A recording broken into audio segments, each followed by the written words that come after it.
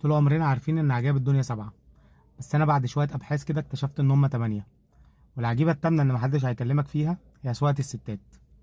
سواقه الستات دي مختلفه، دي من عجائب الدنيا، انت متخيل؟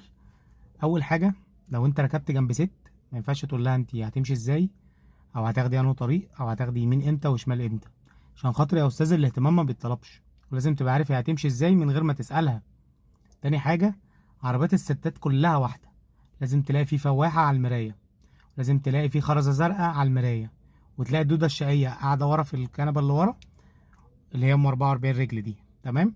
ولازم تلاقي الطارة بتلمع فيها استرسات كده عشان خاطر النجوم معدية، فلازم ايه تزغلل عيوننا. تالت حاجة، في عربيات تحسها ان هي اتعملت عشان خاطر الستات. يعني انت ركبت كده بيكانتو، ركبت اي 10، وش مش هتعرف تقعد، لازم تبقى قاعد على الكنبة ورا وسايق. قشطة. رابع حاجة، الستات مالتي تاسك. يعني هي ممكن تلاقيها بتظبط المكياج والطرحة في المراية، وبتتكلم في التليفون، وماشية تكسر على الناس، وبتسمع أغنية وبتدندن مع تامر عاشور عشان هي مجروحة. تمام. خامس حاجة، الستات ما عندهاش وسط.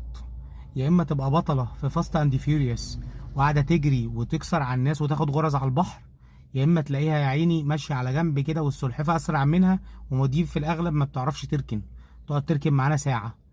فدي العجيبه التامنه اللي مفيش حد هيجرؤ ان هو يقولها لك، بس انا جيت اقولها لك عشان انت حبيبي.